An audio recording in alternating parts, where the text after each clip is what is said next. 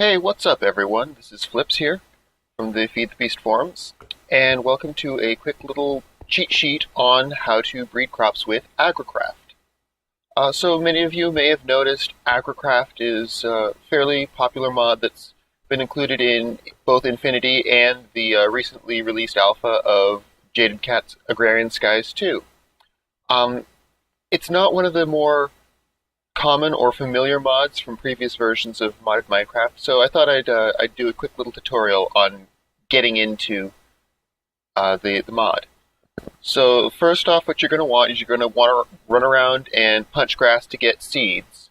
Um, or if you happen to get lucky and find, say, a potato, you can stick them in a crafting grid and you'll get some potato seeds. Now, by default, these are not going to be scanned or analyzed, and they're not going to have any of the particular stats that make AgriCraft really good for crop growing. So to begin with, you're going to want to build a seed analyzer, which is just some sticks, some stained glass, or some regular glass panes, and some wood slabs, although it looks like it'll use a stone slab or a quartz slab or something like that for the middle. You stick it down and you build the agricultural journal, which you can see is just a book and quill, some seeds, and some crops, which are just 4 sticks in a grid. And that's everything you're going to need for the seed analyzer and the agricultural journal. Stick it in the analyzer, doesn't need power or anything like that, just a little bit of time, and now you'll see 3 stats on the seeds. To oversimplify things, growth is essentially the speed of how quickly the crop will grow on its own.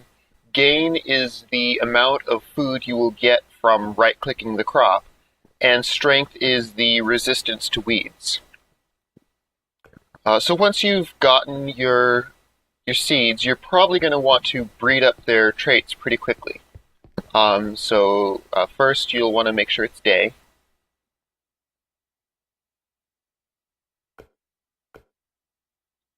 And then you're going to want to make a 4x4 area of tilled earth. Now, technically you can make this as big as you want, but doing it this way makes it a lot easier to stay on top of the weeds, which will kill and destroy your crops if you're not careful.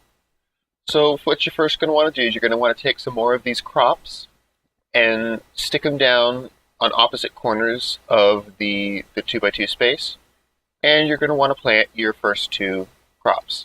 Now I'm going to be using bone meal and just abusing it to grow these crops really, really quickly. But in a pack like Agrarian Skies, you may have to just wait for it to grow up. And if that's the case, you're going to want to be really vigilant about getting the weeds from adjacent crops.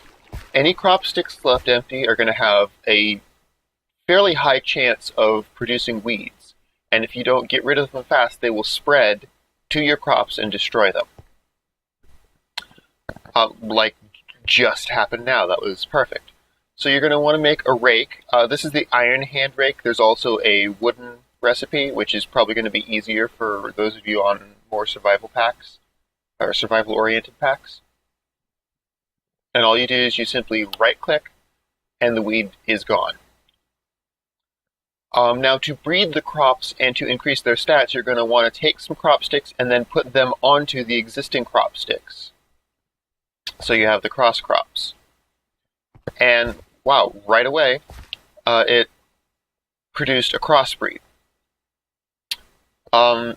So right-clicking a plant will harvest the food off of it without destroying the crop. If you're going to want to get the seeds, though, and analyze them so that you can see what stats have improved, you're going to have to left-click to punch the crops and pick them up. Also note that only mature plants, fully grown plants, will crossbreed. If they're still in the growth stages, they will not spread to other crop sticks, and they're also more vulnerable to weeds while they're growing. So let's go ahead and run back in the house to see what our new seeds are like. So you stick it in the analyzer, and oh good, this one has a strength of 2, and this one has a growth of 2. So we have 2 seeds that have better stats than the originals. So we're just going to want to come out here, punch the old seeds, stick down some new crops, and plant our seeds with the better stats, and grow them up real quick so that they will crossbreed. In the crossbreeding process, each one of those stats goes through a random number generator process to see whether they will improve or stay the same. The stats of the plants will never go down. So whatever the lowest number you have on a particular pair of parents is, you will always get a child with at least that lowest number. So let's say this was a 577 and this was a 377. You would never get a 2 or a 1 on the growth stat. The lowest it could possibly be would be a 3. And this holds true for each stat. So if this was a 577 and this was a 377, the growth and gain would be guaranteed to be 7 or greater. So as you can see, it is mostly just a waiting game. You'll take your new hybrid crops, you'll run them over to the seed analyzer, and you will analyze them. And as you can see, we now have a pretty big gain now in that we have a 223. So let's take this one with the strength of 2, and we're going to replace that one with the new one we just got, the 223. And that's now going to make sure that the minimum stats we're going to be getting from any new crossbreeds will be a 2 or a 2 in the growth and gain stats, or a 3 in the strength stat. And that's basically how you do it.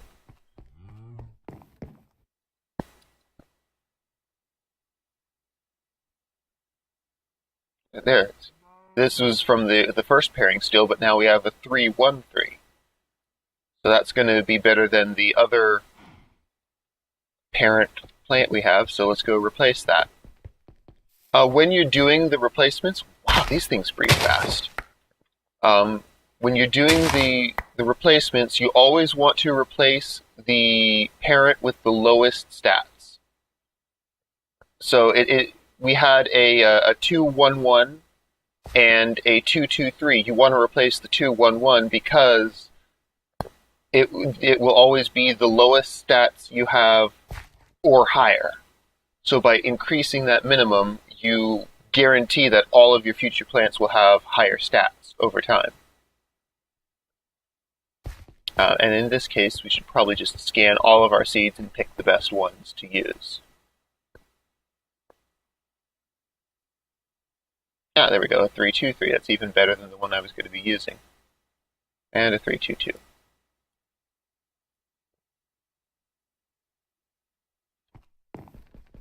And you basically just repeat this process ad nauseum until you get the plant that you want. Which is going to be the 10-10-10. For the lower tier plants, that's going to take you around 30 minutes to an hour if you just dedicate yourself purely to this process. But at higher tiers, it's going to take progressively longer. So, for example, something like poppy seeds are going to take you a good 90 minutes minimum to get up to the 10-10-10. But yeah, you just repeat it and repeat it and repeat it.